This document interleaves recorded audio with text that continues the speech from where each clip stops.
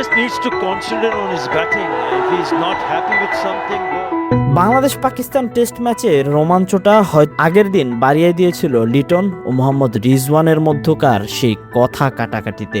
রিজওয়ানকে যেভাবে আঁকড়ে ধরেছিল লিটন, সেভাবে হয়তো পেছন থেকে আসা কথাগুলোই রিজওয়ানের জন্য সবচেয়ে বড় কারণ হয়ে দাঁড়িয়েছিল।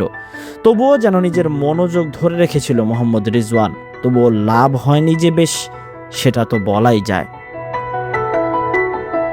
শেষ দিনে কঠিন পরীক্ষা, রিজওয়ানকে একা সামলেই নিতে হবে 121 রান, সাথে যে 2টি উইকেট, সেই উইকেটগুলো পড়তে হয়তো খুব বেশি সময় নেবে না পাকিস্তানের। রিজওয়ানকেই যে দেখে খেলতে হতো। শেষ দিনে বাংলাদেশের প্রয়োজন 3 উইকেট, অপরদিকে পাকিস্তানের সামনে সমীকরণ 121 রানের। 121 রান করলেই যেন ইতিহাস তৈরি করত পাকিস্তান। তবে শেষমেশ বাংলাদেশের বোলাররা তা হতে দেয়নি।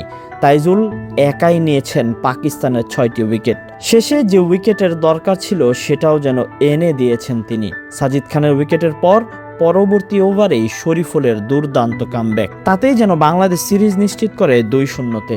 78 রানে হারিয়ে পাকিস্তানকে হোয়াইট ওয়াশ করে লাল সবুজের বাংলাদেশ।